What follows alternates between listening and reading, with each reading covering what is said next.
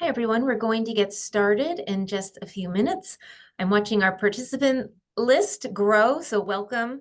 Um, we will get the show on the road in probably about 60 seconds.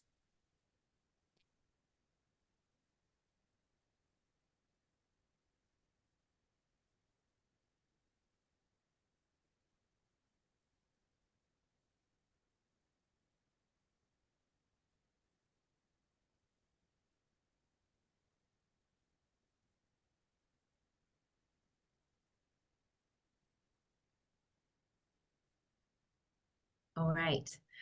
So I'm going to go ahead and get started so we have enough time to get all of our information in. Thank you all for joining us today. Today's program is focused on drunk driving, statistics, and prevention. My name is Erin Hildreth. I think I've met quite a few folks before, so it's nice to see familiar names and nice to meet new faces. I lead the comms team here at responsibility.org. And before we start, I just wanted to let you know that we are recording this session. And as usual, the recording link will be sent over to everyone in attendance later today or early tomorrow. We do ask, however, that you keep this for internal viewing only, since it's for responsibility.org funding companies specifically. Everyone's on mute at this time. And if you do have any questions throughout the session, please go ahead and enter that into the Q&A box, which is right next to the chat box. We will also have some chatting to do later, so keep your eye on that chat box as well. And if you are logged in with a group, we would love to know how many people are sitting with you so we can get an accurate number of attendees. So that, please do chat that for us if it's not just you. For those of you less familiar with our organization, Responsibility.org has been working for more than 3 decades toward 3 core missions. We aim to eliminate underage drinking. So if you joined us during Alcohol Responsibility Month, that's what we talked about then. We work to eliminate drunk driving and collaborate with others to eliminate all forms of impaired driving. And we work to empower adults of legal drinking age who choose to drink to do so responsibly. And today, as we've already mentioned, we'll focus specifically on our mission to eliminate drunk driving. As Independence Day approaches and summer heat truly sets in, and for some of us, of course, it's already set in quite a bit, it's crucial to remember the importance of responsible behavior behind the wheel. The period between Memorial Day and Labor Day, which we all usually just call summer, is marked by an increase in drunk driving, and too many lives are lost on our nation's roadways. Drunk driving is a choice that no one should make, and the crashes, injuries, and fatalities that are the result of these actions are 100% preventable. I'm going to yield the floor to Darren Grondell, who serves as the Senior Vice President of Traffic Safety at Responsibility.org. He will introduce our guest and get us started. So thank you again to everyone for being here. We are so happy to have you all. Darren? Well, thank you, Erin, and thank you all very much for being on this. We have exceeded expectations and really excited to be able to have you here on this webinar as we kind of address, a challenging concept that we all deal with, and that is around drunk driving. But today, our webinar is on drive safe, arrive safe, and efforts to eliminate drunk driving. A lot of efforts around prevention and, most importantly, ways to eliminate it. And I think that's kind of all of our focus and our mission is when someone makes the choice, and Erin mentioned this a second, it is really a choice. And I think that's where that first line of defense comes in with drunk driving, is being able to make the right choices, having the right information and resources to make those choices to avoid drunk driving. Because when people do drive drunk, lives are lost and lives are really changed for almost forever. Just by kind of way of background, I spent 25 years with the Washington State Patrol I worked in Seattle and Eastern Washington. And over that time, I did a lot of investigations for DUI cases, especially around injury and fatality crashes. And personally, I saw the devastating impact of these crashes, and nothing changes your soul more than doing a next of kin notification. Sadly, we sometimes look at the data and fail to register that those fatality numbers are people who woke up that morning and not realizing that this was going to be their last day on earth. They were brothers, sisters, mothers, fathers, kids, colleagues, etc. And I would venture a guess that those on this call today have been impacted by a drunk driver in some way. This is not to put a somber mood on our webinar, but to never forget that this is a reality when we talk about this important topic. We hope that this webinar, we have a little bit of fun with each other today. It's very informative. We'll tug at your heartstrings a little bit, and then be kind of action oriented about, what are we learning? What can we do together? Because this can't be something that's done alone. It can't be done just by the federal government or state agencies. Really takes a lot of effort and community to really affect the way that we work together, to really get to that point where we save lives, and we're helping to fulfill our mission of eliminating drunk driving. And that's kind of where all of you, as our funding companies and the groups together, really work together. So, but also to help us accomplish this and the work that we have, I would like to introduce and welcome a great friend that I've had for many years, and a great colleague, is Director Jane Terry from the National Highway Traffic Safety Administration. So Jane, if you want to just kind of do a quick little introduction and share some of your information for our audience. Thank you so much, Darren and Aaron, and I appreciate your inviting me to participate today. And thank you all for being here for this important discussion. And I hope you realize that each of us has a role to play to save lives on our roads and keep each other safe. Make sure we return home to our loved ones each and every day. So by way of background, as Darren said, I'm with the National Highway Traffic Safety Administration, or NHTSA. This is actually a modal agency that's part of the U.S. Department of Transportation. I've been here for I think just slightly over 2 months, so I'm relatively new here, but I've certainly been involved on road safety for over 2 decades. Before being at NHTSA, I was at the National Safety Council, and before that, I was at the NTSB, which of course investigates accidents and incidents in all modes of transportation. And with the next slide, I'll just tell you a little bit about NHTSA. Here's our mission.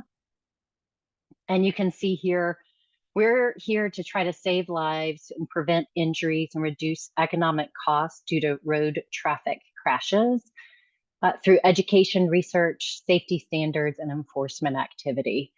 And actually, you probably deal with NHTSA more than you realize. If you've ever gotten a recall notice for your vehicle, those are actually prompted through action by NHTSA.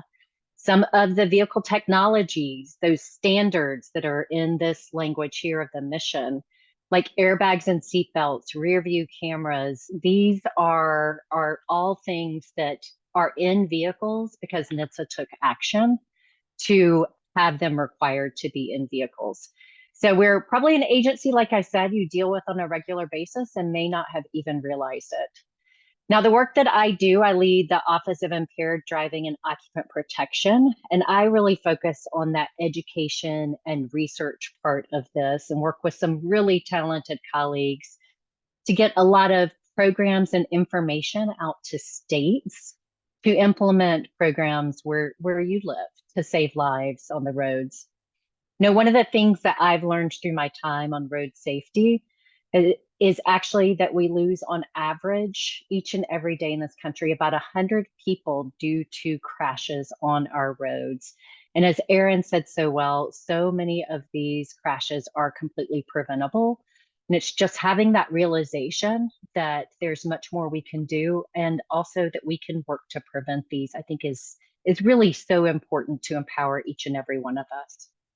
So with that, I'll turn to the next slide and just get us started by grounding us with some data. Here are the crash fatalities over approximately the last 10 years or so. And you can see we've unfortunately been on an upward trend. And with the most recent years with the COVID pandemic has really had an increased spike of getting us back over 40,000 fatalities in a year, unfortunately. There's a lot that can be attributed to. You may have seen it in your own communities. We heard a lot about excessive speeding with fewer vehicles on the road, impaired driving, people driving distracted, not wearing their seatbelts.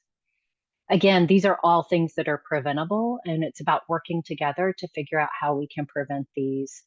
I will mention these data, especially that most recent number of 2022, is based on an early estimate that NHTSA put out of the number of fatalities.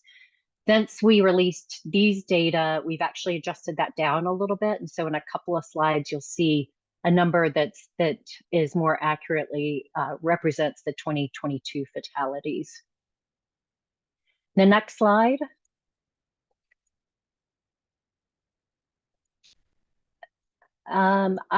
Do we have our safe system slide still in?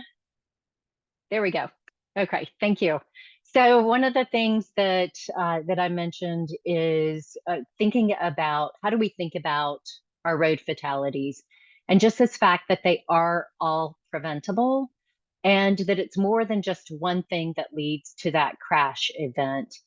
At the National Safety Council, before I was at NHTSA, we did a lot of work on workplace safety. And I know all of you are from member companies, you do manufacturing, you work really closely together, you're probably on the roads, and you think about the importance of keeping each other safe on a job. And when you have an incident on the job, like somebody falls, for example, it's not just that fall event that you focus on, but you focus on what are those precursor events? What happened to lead to that fall? And we need to take more of that wider approach when we're looking at crashes. It's not just that somebody was driving impaired or they were speeding, but what also were some of those contributing factors. And that's really where the safe system approach comes in. And it's what we're using at US DOT. Also, a lot of states, cities, and localities, counties are adopting this to look at road safety more closely. And it has these 5 elements of safer people, safer vehicles, safe speeds, those safe roads, and effective post-crash care. Because sometimes when there is a crash, people may be alive right after that crash happens, but they may, because of delay in access to care, they may not survive the crash event. So how can we work on it from prevention all the way through to treatment to make sure that somebody survives when there is something that happens? And you can see these elements that are circling this safe system approach wheel of humans are going to make mistakes, but death and serious injuries are unacceptable as a response to those mistakes. Understanding that people are vulnerable, how do we design a system that accepts that vulnerability?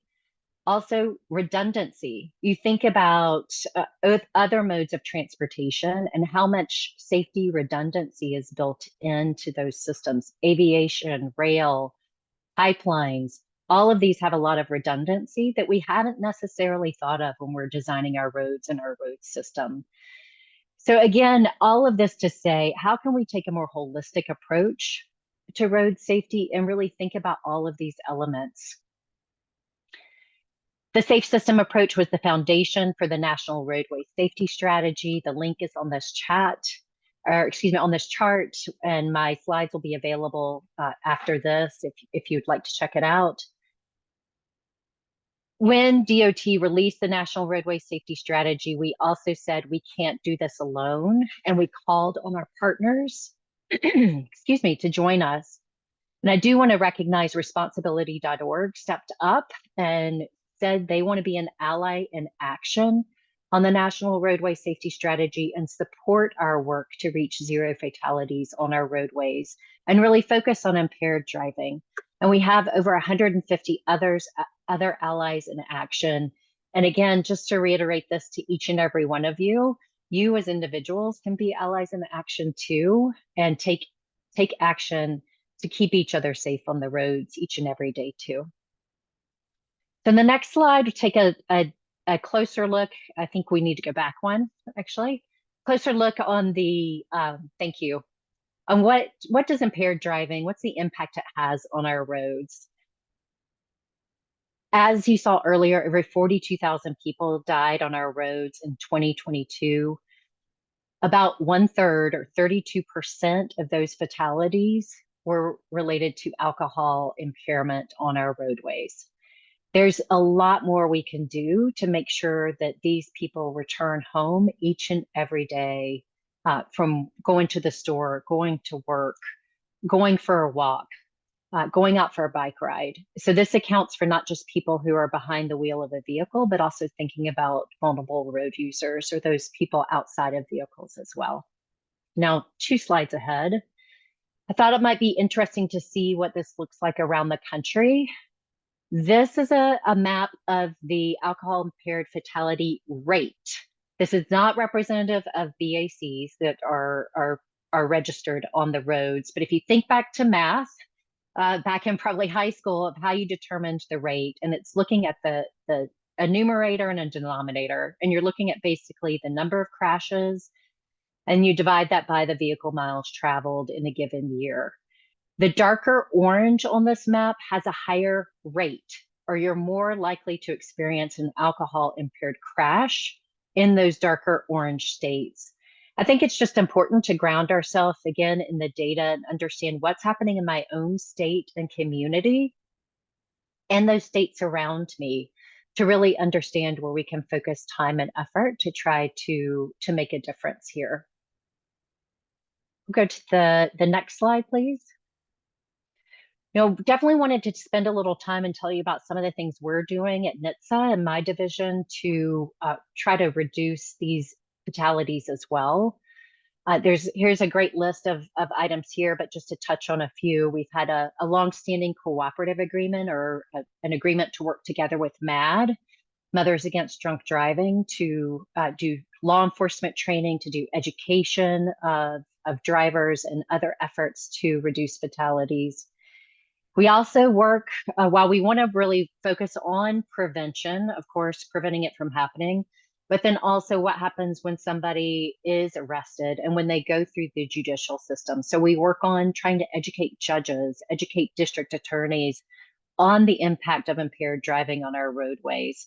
I'm usually surprised by how many people think that we've handled impaired driving. It's not a problem on our roads, and it's not something that we need to pay as much attention to.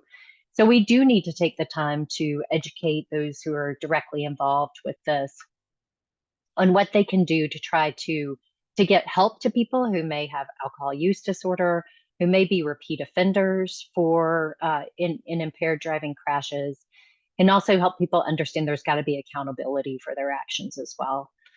Thinking about that public health approach to safety and thinking about what are some of those other factors that may influence somebody and influence the way that they drive. We'd love to talk to you about all of these, but I know we want to definitely get to questions. And I've got one more slide here. So the next slide is just an opportunity, again, for each and every one of you to get involved with us, to help educate people, bring attention to this issue. So these are a couple of the campaigns that NHTSA will be leading. One is around July 4th holiday. We know holidays are a time of great celebration and a lot of fun. Sometimes people drink with that, and it's just making sure people make the right choice when they do that. And then also the other one is surrounding Labor Day, the traditional end to summer and the celebration around that.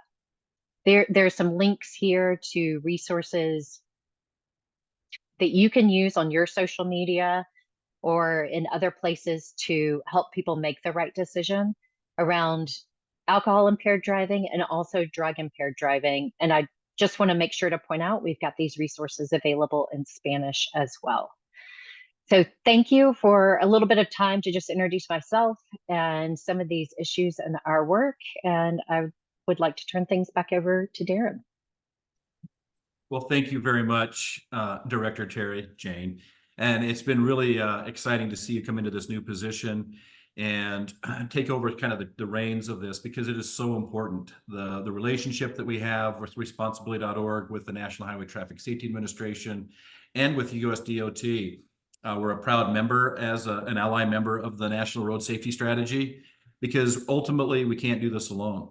And it takes so many, and it's not just government, but it's nonprofits and other groups that are working kind of that private public partnerships that come together to really help bring about change and to bring the resources we need, either from congressional authorization and funding or grants, really helps to bring that about. So thank you very much for joining us with us today.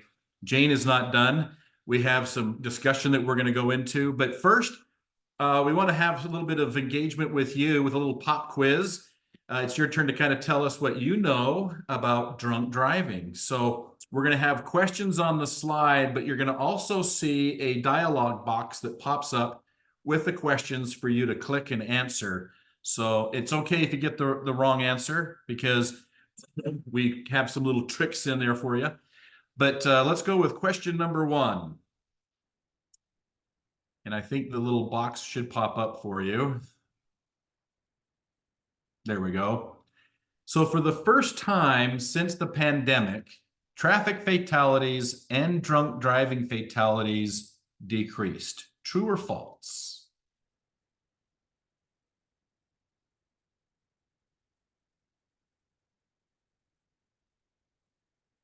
We'll give you a second to answer.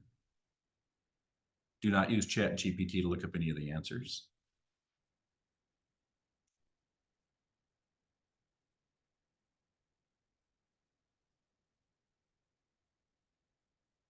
Okay. Do we have the answer?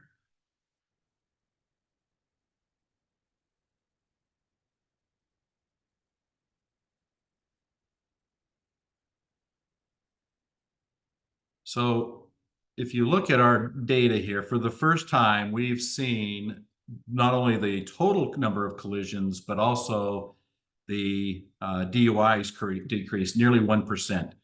Now, you might think, well, that's not very much of a gain, but what we've seen over the last few years and the increases since 2019 and the pandemic will take a 1% decrease, because those are lives saved. So that's just so the answer was true. In case you didn't know. Jane, any comment on that? I think one of the things with the pandemic is I never would have thought that road fatalities would have increased at that rate. And actually, you think about those early days and we had a real decline in economic activity. And usually in the past, when we've entered those times in this country, there's also been a reduction actually in crash fatalities. So it was something we were not expecting to see. I was at the National Safety Council at that time, and a real surprise. But we're very glad to see these reductions in fatalities coming along.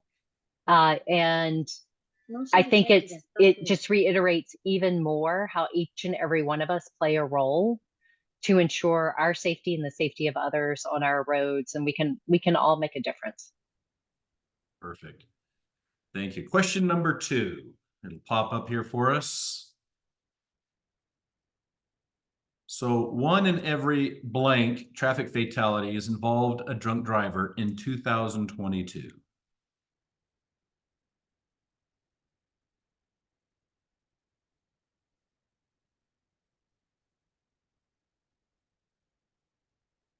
We should have a little Jeopardy theme playing in between these questions and answers.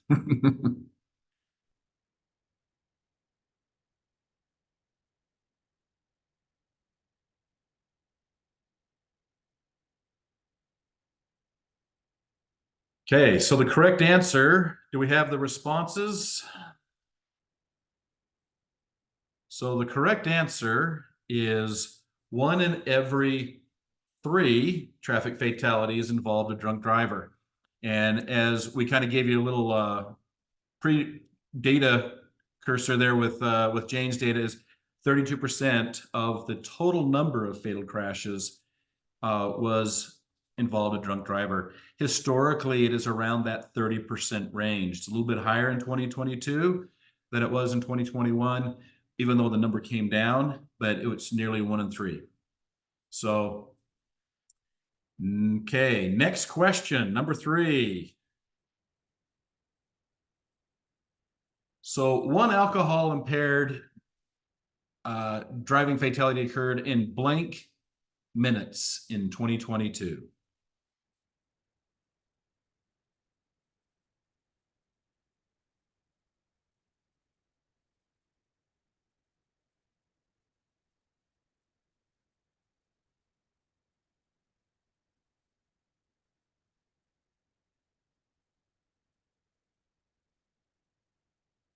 I don't know if it pulls up the poll for us at all, or we just have to verbally do it. But the correct answer on this one is the one alcohol impaired driving fatality occurred every 39 minutes in 2022.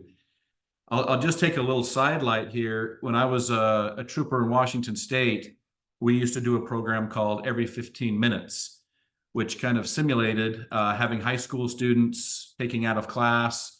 They did a whole thing around drunk driving, had a crashed vehicle, had a big assembly around this, but it really simulated at that time that every 15 minutes someone was killed by a drunk driver.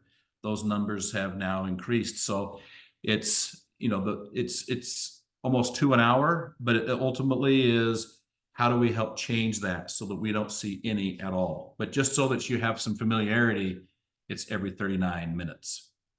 Okay, question number, actually, on that one, before we go to question number 4, I wanted to just ask Jane just quickly, you know, what does, when we see that 39 minutes and that, what is that kind of telling us a little bit about drunk driving in our country?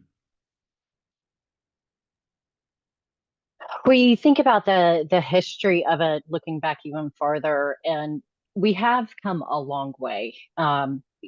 I think one of the big turning points was the creation of MAD, as I mentioned, that really helped get a lot of attention on the dangers of driving impaired on the roads. And that really started the movement of states enacting a lot of laws around impaired driving, setting a BAC limit, doing more testing, allowing law enforcement to pull people over.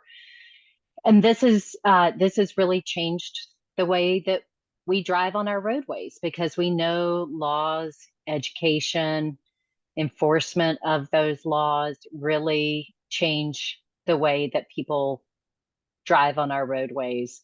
So while the number's too high still, and there's more we can do, we have come a long way, and look forward to working with you and others to continue to reduce those numbers. Excellent. Thank you. Let's go to, and just as you mentioned, BAC, laws and states, our next question is addressing BAC. So the blood alcohol concentration of blank is considered the legal limit for driving in most US states.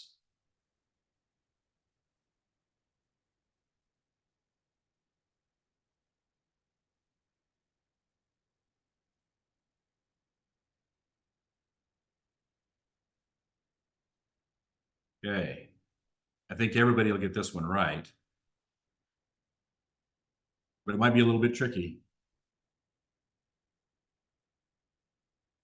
All right, I don't know if the poll will show.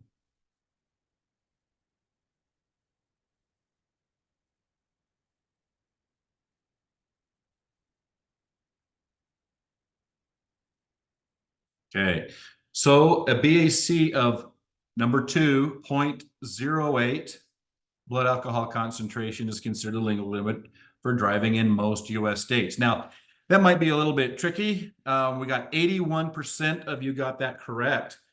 Now, that might be a little bit tricky as we look at some of the blood alcohol concentrations, because in Utah, it is a 0.05 that's passed. That changed in 2018. The other states are at 0.08 in the US. But another thing as you consider is that 0.04 for commercial vehicle drivers, or those that hold a commercial driver's license, is another level of BAC. And that there are some states where the minors in some states is a 0.02. So just some variations that you might see, but for most states, it's a 0.08. So we think about, just for a second, what is blood alcohol concentration? It really is the presence of or the percentage of alcohol in the bloodstream. Usually like 210 milliliters per liters per blood. And so there's a measurement there that shows that calculation. And I guess when you think about 0.08, what does it take to get to that level? And I know that there's various factors that go into that, from gender to weight, body fat composition, empty stomach, food, hydration as far as how much you've had to water you've had to drink, and then obviously the type of drinks that you are consuming. On an average 140-pound male, this is around 3 standard drinks, and for a 140-pound female, it's around 2 to 3 standard drinks. So one of the resources, as we talked about, choices is one of our first lines of defense around drunk driving. Another critical resource that we've created with responsibility.org is the virtual bar, is to help better understand kind of what those factors that go into is for that blood alcohol concentration. And if you haven't downloaded the virtual bar, we're going to have a thing at the end here with a little QR code that you can download. It's also in English and in Spanish, but it also just kind of gives you those factors that you can put in and see, you know, kind of real approximately where is my blood alcohol concentration going to be. So as another tool, as you prepare, you know, for the holidays and friends and family, if they do consume alcohol, that they have some ways to measure that. And then also having a plan for that. Another piece that I would like to highlight for responsibility.org is a resource called Responsibility Works, which maybe many of you in our companies have seen or have taken some of the modules, but other areas there where it talks about the alcohol responsibility. It gives all kinds of what alcohol is, how it affects the body, kind of that pharmacodynamics and kinetics of how it operates and goes through the body and impacts us. And some people have this idea that alcohol, anyways, if you haven't seen Responsibility Works, please let us know. Maureen Dahlbeck from our office, who is the keeper of keys for that, is a great resource to share that with you. It's a great resource for employers and employees to understand alcohol. Now, all of these things, obviously, and like with the virtual bar, are not tools that, not only tools that estimate BAC, and the only way that you can get your BAC down isn't by drinking coffee. It's not by drinking more water or anything else. The fact is it takes time, and it's understanding what that BAC level is, how we reduce that, so people kind of know where that is to get them back down to 0 so they don't make those wrong choices. Now, as we kind of segue a little bit into another part of our discussion is, you know, Jane, you know, this is a kind of a good time for us to kind of talk about high-risk impaired drivers, a little bit different than just maybe that occasional driver, but the high risk. I mean, people might say, well, every DUI is a high risk. Wouldn't disagree. But we think about high risk as high BAC levels, like 0.15 or higher, repeat offenders, and multi-substance offenders. You know, how do we address some of those things? What does NHTSA kind of look at as addressing some of those high-risk impaired drivers? Yeah, thanks for that question, Darren. And it's definitely an area where we need to focus some time and energy to focus on these types of drivers. One of the things I mentioned about educating the judicial system is really key here. And when you have somebody who comes in, often you think of a high-risk impaired driver as somebody with a really high BAC, say a 0.12 or above. Helping judges understand what that means, helping them understand the just increased crash risk for themselves and others on the roads from some of that high-risk behavior.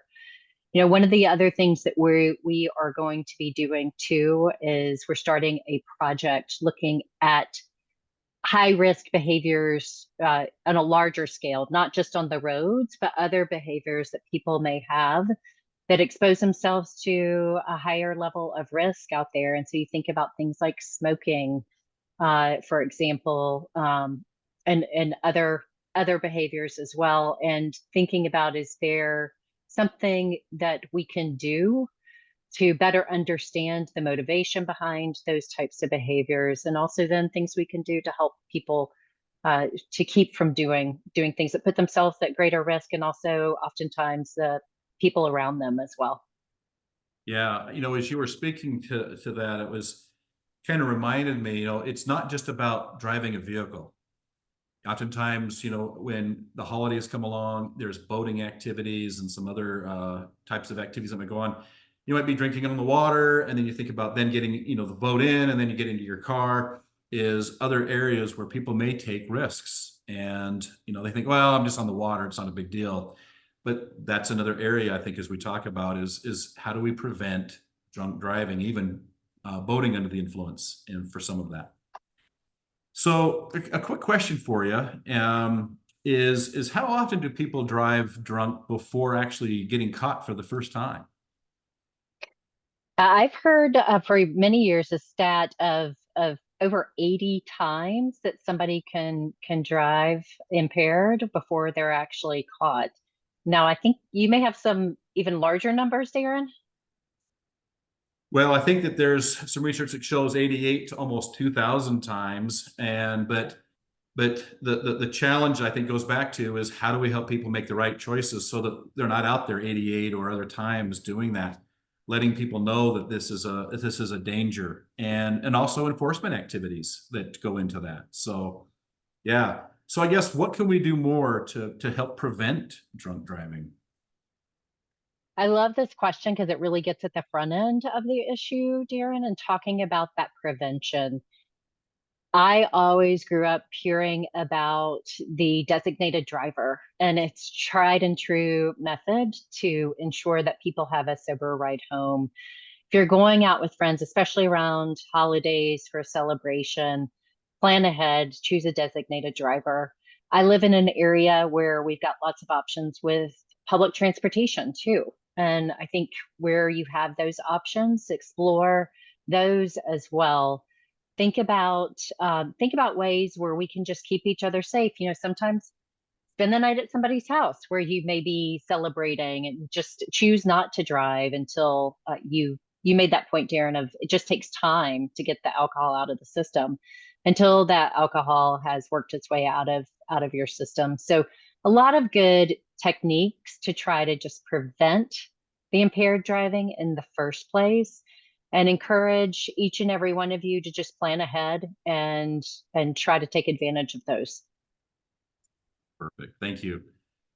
So, and I think too, as you start seeing some of the emerging technologies and things that address impaired driving, either drunk driving, you've got some of these technologies with DADS, the Right Halt Act, some of those things that have come up is how do we help to help support some of these emerging technologies as a prevention tool. Ignition airlock is another one. But one thing as a group here, what we'd like to do is for all of you that are on the call is to get your chat button open up. And we'd like to ask you this question. It's just to kind of weigh in on the chat box, or what are some of the alternatives to drunk driving? And from your perspective, what are some things you have used, maybe some things you've used with your family or friends or others? What are some of those things? And we can just put them in the chat. And Darren, actually, our chat is disabled. So if you go to your Q&A, you can pop it into your Q&A box. Okay, perfect. Let's change that to the Q&A box.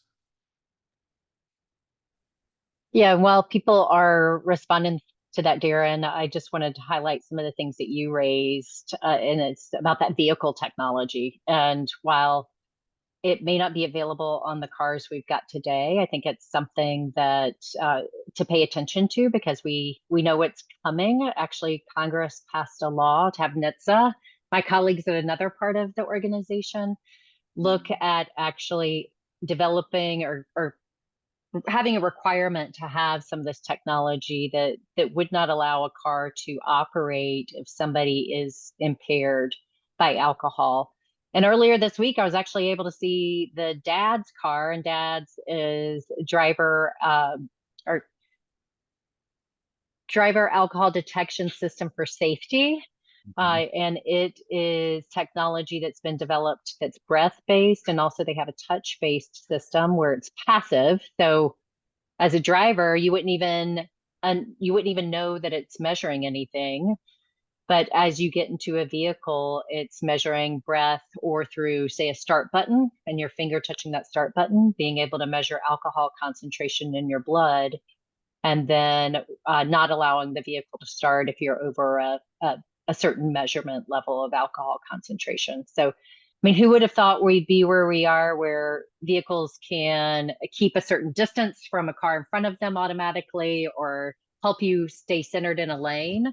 And just thinking about where we could potentially be with technology and keeping people from being able to drive on the road when they've had too much alcohol. Perfect. Thanks for sharing that. So we've had quite a few responses. A lot of them are Uber, Uber Lyft.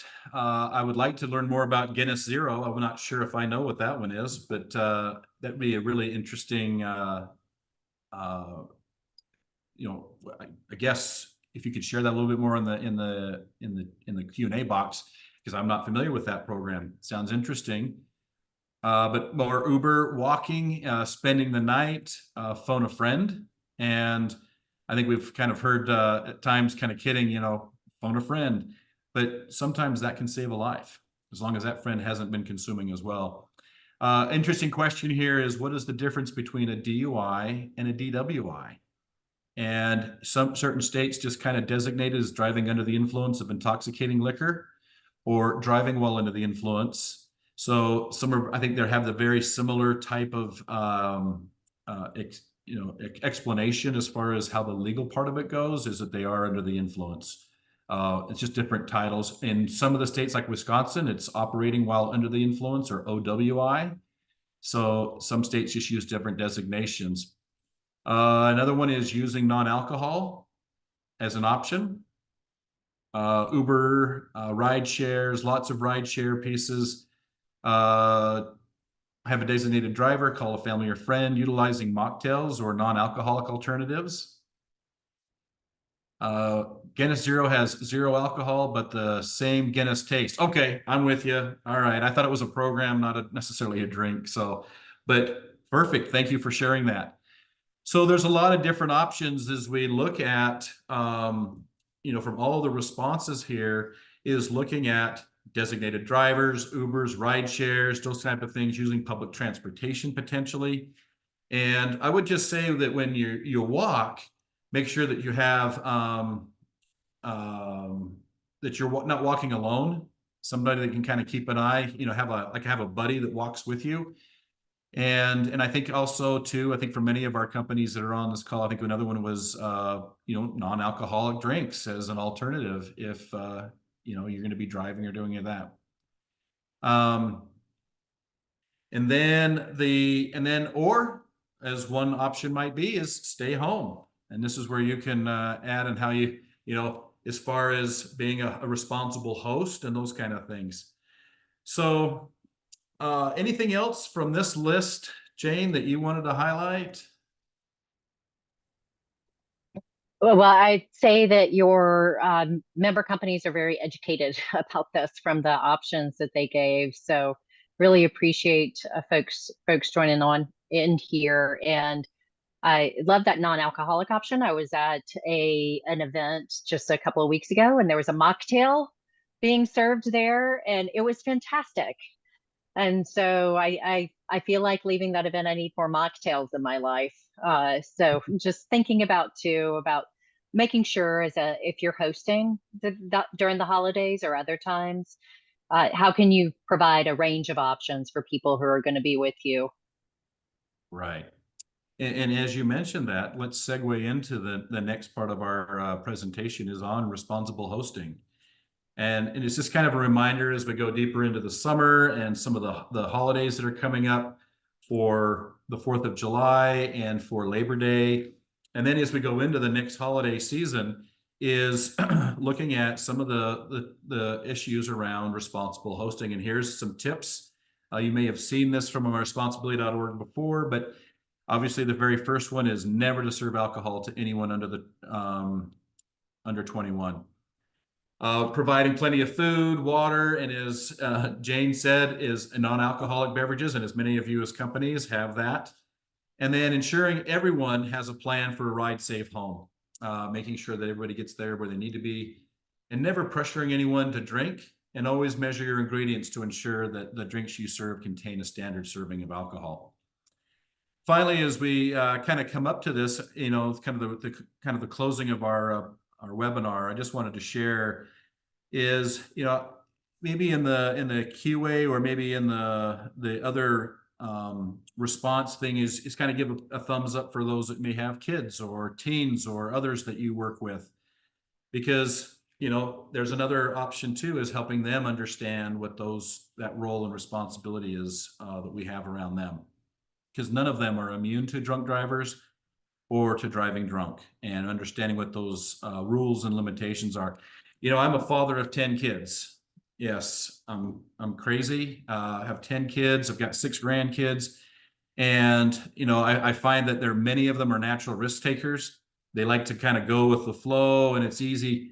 It's not always easy to make the right choices. And I've seen so many of them go through the teenage years, and all of those things is having those conversations with them about how alcohol may impact them as kids, and, the choices that they need to make, and that they're safe. And we always had kind of a role with each other. And even though I was a cop and they were always like, Dad's going to arrest me.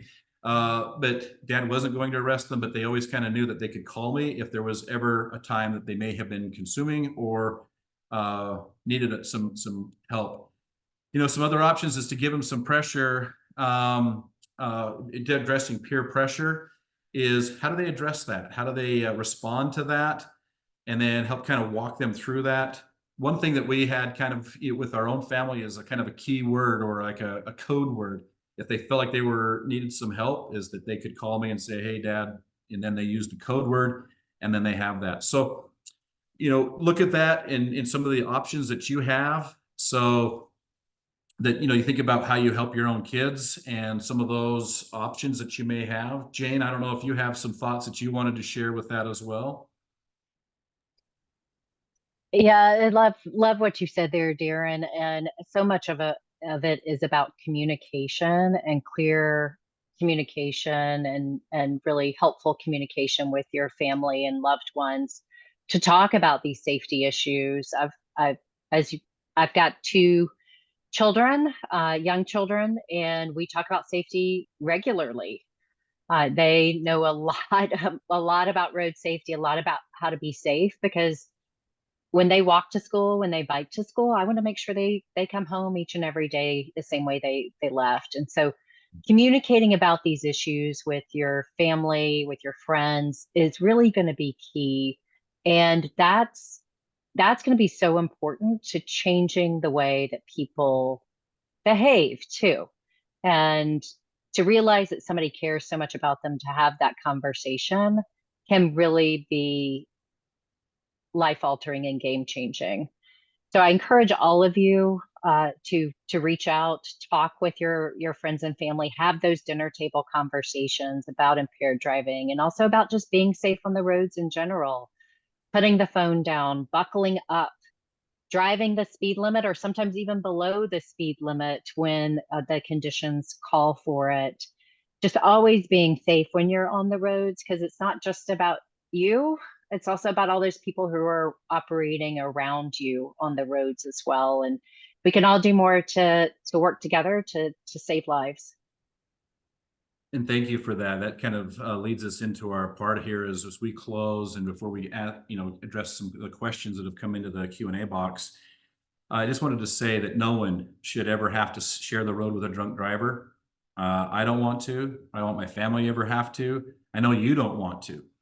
And I'm sure you don't want to. So it starts with each of us. That responsibility starts with me. Aspect of the work that we've done. You may have seen some of our resources for that, to eliminate drunk driving.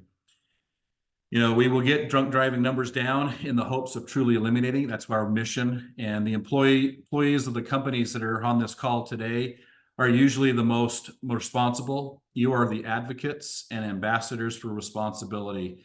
So I hope this time we've had together has been helpful. It's been kind of fun, a little bit informative, and will help you support your efforts with friends and families and all others as we make the right choices, because your support for responsibility.org really allows us to provide the kind of the resources and the programming for you and for others to address eliminating drunk driving. So just a couple of questions that have come into the chat that I wanted to address is that came in, is there was actually one comment is, that they can text you a symbol. Then call them so they can blame you so you don't feel the pressure. Best advice I ever got. So another little trick about helping with maybe with our kids. But one of the questions that did come up in the chat is, does the recent public arrest of Justin Timberlake help or hinder the cause of his celebrity? And I don't know how to answer that question. Really, it's, and that role model piece is, what does that do for others and I think that there's been a lot of outcry about driving impaired or driving drunk, especially from a celebrity. I don't know if you have any thoughts on that one, Jane, or not. Yeah, it was certainly disappointing to see, and we're obviously in the post-arrest phase with somebody like him, so it'll be something to monitor. But again, nobody's immune from some of these issues, and everybody should be held accountable for this type of endangerment. And again, how much can we all do for the people we know, the people who are the famous to us, to make sure that we give them a safe way to get around each and every day? Absolutely. Everybody has a due process that they need to go through for all of that. But, you think too, for those that have obviously the money and everything else, it's, why do we take the chance to even drive impaired? So one other question, I guess, do you have any other questions from the audience? Any other questions for us, for Jane or for I? There is one other question as you're thinking about that is, how has the legalization of marijuana affected the DUI numbers? And I would just say at this point that we've seen in some states with legalization, those numbers go up. But what we're seeing is the combination between cannabis and alcohol mixtures has actually increased in a lot of states. So, but I think that takes a little bit more data and some information to really address that question. I'd be happy to address that with you. So again, here is the QR code for our virtual bar. Please download, use, share with your friends, families, other colleagues. But Jane, it has been a pleasure. Thank you so much for all of this, for being on the call with us today and getting everything, kind of sharing your National Highway Traffic Safety Administration's vision and the work that you're all doing. Really want to thank you for all that you've done and for your organization to help us address the issues around impaired driving. Also, thank you, Aaron, very much for all of your hard work as we've been preparing for this. Many hands make light work. And so thank you very much for helping to put all this together and for the warm introductions and that. So again, thank you very much for all of you being on the call. Have a great holidays. Think responsibly, and remember, responsibility starts with me. Thank you very much, and have a good rest of a good holiday. Thank you. Bye-bye. Bye-bye.